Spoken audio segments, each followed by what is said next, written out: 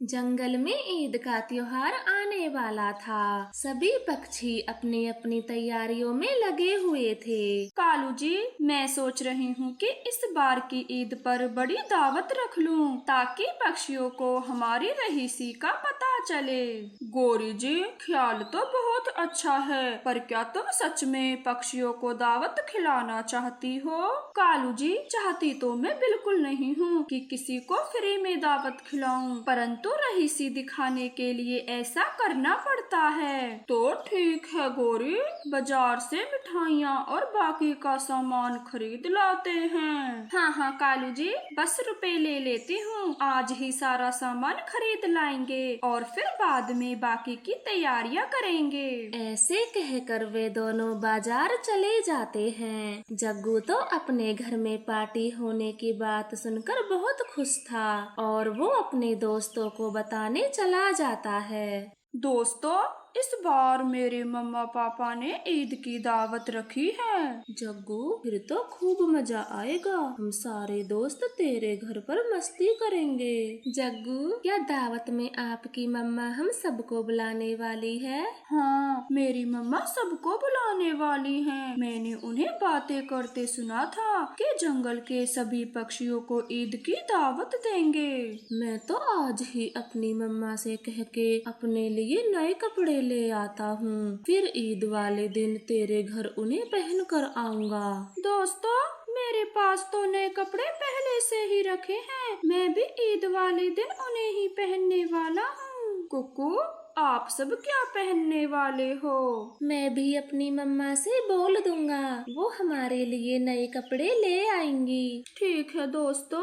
अब मैं चलता हूँ, मुझे भी ईद की तैयारियाँ करनी हैं। फिर सभी बच्चे वहाँ से चले जाते हैं। चिड़िया का बेटा अपनी मम्मा से कहने लगता है, मम्मा, जग्गू के घर ईद की दावत है, सभी बच्चे नए कपड़े पहनने वाले हैं, तो आप हम सब भाई बहनों के लिए नए कपड़े खरीद लाएं। चिंता ना करें मेरे बच्चों, मैं आप सभी के लिए नए कपड़े ले आऊंगी। बच्चे अपनी मम्मा की यह बात सुनकर बहुत खुश हो जाते हैं और रानू चिड़िया एक सुनार की दुकान पर चली जाती है। उल्लू भाई जी, आप ये मेरा हार कुछ समय के लिए गिरवी रख लें और मुझे 2000 रुपए दे दें। ठीक है चिड़िया, मैं अभी रुपए देता हूँ, परंतु आज आपको ऐसी क्या जरूरत पड़ गई जो अपना हार गिरवी रखना पड़ा? उल्लू भाई, मैंने कभी अपने बच्चों को एक साथ नए कपड़े नहीं दिलाए और ना ही उन्होंने कभी मुझसे जिद की। अगर एक बच्चा कभी जिद करता है तो दूसरा खुद ही मना कर देता है, इसलिए मैं आज अपने सभी बच्चों के लिए ईद पर नए कपड़े खरीदने वाली हूँ। अरे चिड़िया बहन, पैसे तो ले जाओ और आराम से लौटा देना, आखिर बच्चों के लिए नए कपड़े ही तो खरीद रही हो। फिर उल्लू सुनार चिड़िया को 2000 रुपए दे देता है। चिड़िया अपने सभी बच्चों के लिए नए नए कपड़े खरीद कर ले जाती है। बच्चे अपने अपने कपड़े लेकर बहुत खुश थे। कालू जी, सारी तैयारियां हो गई हैं, बस पक्षियों को न्योता देना बाकी है। ठीक है गौरी जी, मैं पहले न्योता ही दे आता हूँ, बाद में करूँगा कुछ काम।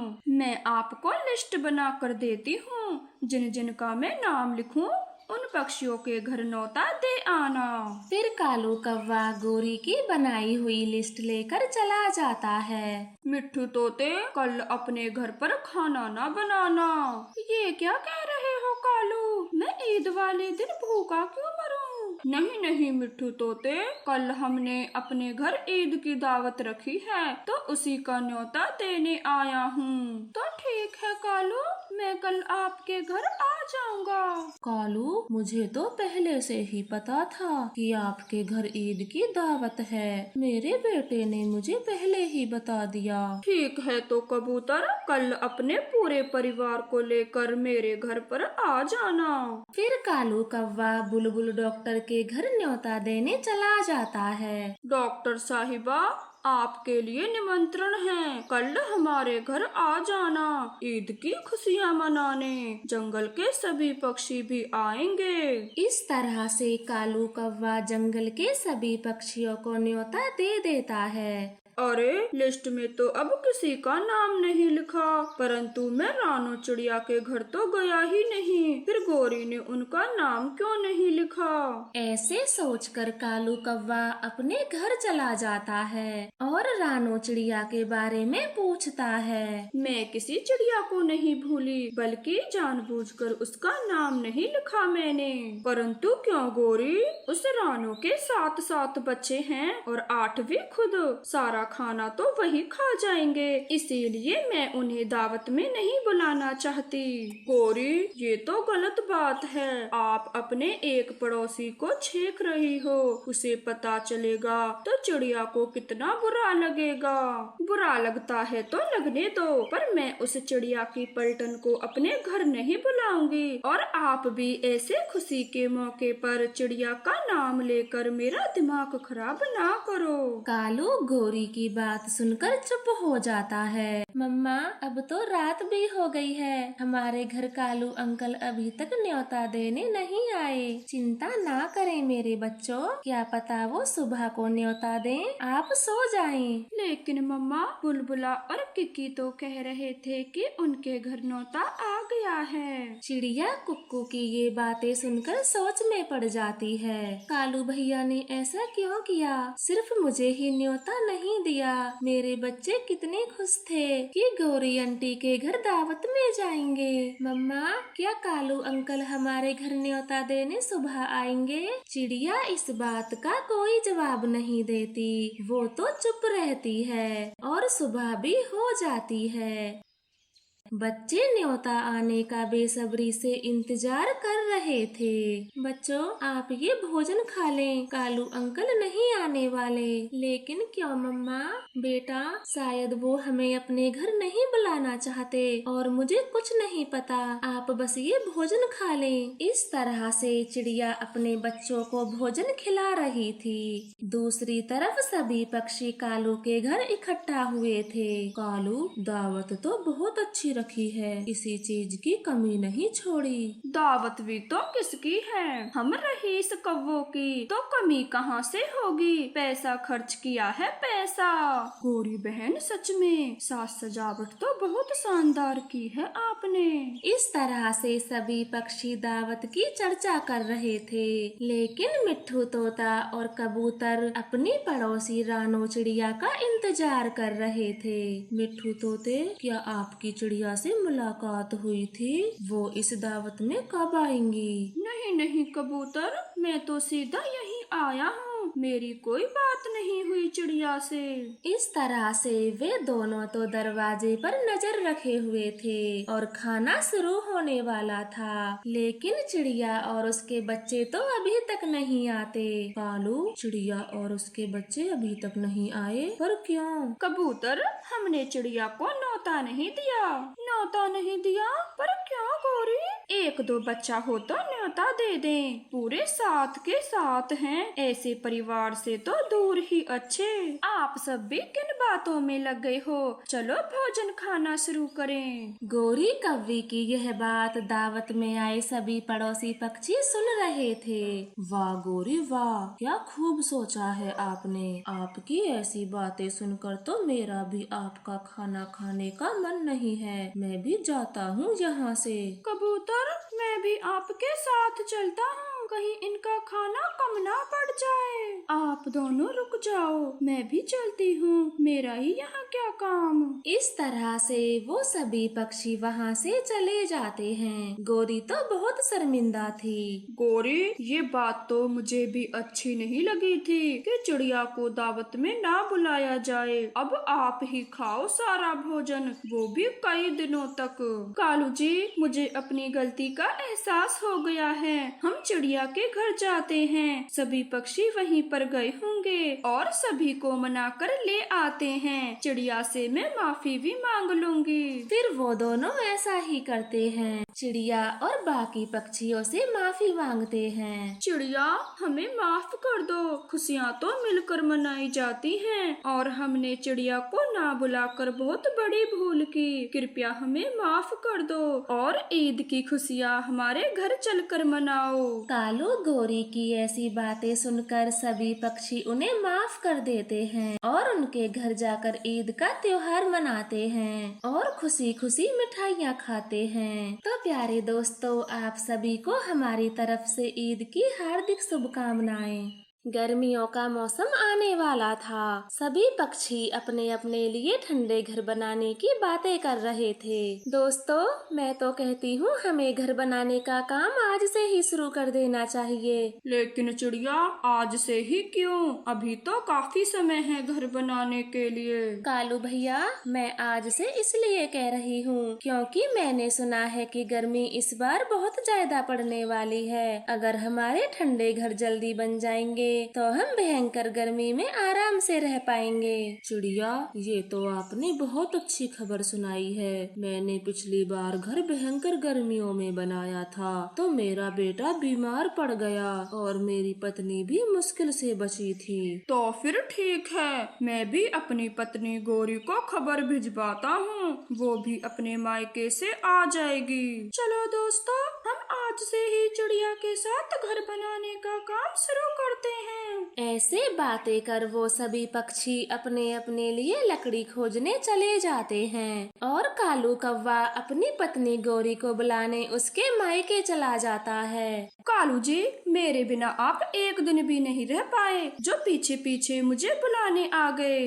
गौरी, पीछे पीछे बुलाने तो नहीं आता, मगर चिड़िया ने सबको बताया है कि इस बार गर्मी बहुत भयंकर पड़ेगी, तो सभी पक्षियों ने अपने नए घर बनाने शुरू कर दिए हैं, तो हमें भी अपने नए घर बनाने होंगे। कालू, पागल हो गए हो जो घर बनाने की बातें कर रहे हो? गौरी, आपका मतलब क्या है? क्या इस बार भी हम खुद का घर नहीं बनाएंगे? कालू, कभी बनाया है जो अब घर बनाएंगे? किसी न किसी कमजोर पक्षी का ही छीन लेंगे। आप बड़ी टेंशन लेते हो घर की। गौरी, हर बार ऐसा ही तो करते हैं और आखिर में आकर मार ही खाते हैं, तो इसीलिए मैं बोल रहा हूँ। चुप कर जाओ कालू, ये मम्मा का घर है, किसी ने सुन लिया तो वो क्या कहेंगे कि हम घर नहीं बनाते और पक्षियों से मार भी खाते हैं। ठीक है गौरी, अब मैं जाऊं या एक दो दिन यहीं रुक जाऊं? अब आए हो तो एक दो दिन रुक ही जाओ, वरना मेरे मायके वाले क्या सोचेंगे कि गौरी झगड़ा करके आ गई है और अपने पति के बुलाने पर भी ना गई। ऐसे बातें कर गौरी कव्वी कालू को वहीं रोक लेती है और कुछ दिन ऐसे ही बीत जाते हैं। दूसरी तरफ जंगल के बाकी पक्षी अपनी जी जान लगाकर घर बनाने में लगे हुए थे। दोस्तों, ये कालू गौरी कहाँ जाकर मर गए? इस बार भी अपना घर नहीं बना रहे। जब गर्मी सताएगी तब किसी न किसी का घर छीन लेंगे। हाँ कबूतर, आप ठीक कह रहे हो। वो कालू और गौरी बहुत बदमाश हैं, उनसे सावधान ही रहना होगा, वरना बड़ी चालाकी से बना बनाया घर छीन लेंगे। आप दोनों ठीक कह रहे हो। इस बार भी उनके मन में कोई न कोई शैतानी चल रही होगी, तभी तो वो अपना घर नहीं बना रहे। अगर इस बार उन्होंने किसी का घर छीना तो मैं उनको अच्छा सबक सिखाऊंगा। आप ये ना कहना कि ये हमारे पड़ोसी हैं। ऐसे बातें कर वो सभी पक्षी अपने अपने कामों में व्यस्त हो जाते हैं और कालू गौरी भी अपने जंगल लौट आए थे। कालू जी, आप बस सभी पक्षियों के घर पर नजर रखना कि किसका घर सबसे ज्यादा ठंडा और मजबूत बना है। पर क्यों गौरी?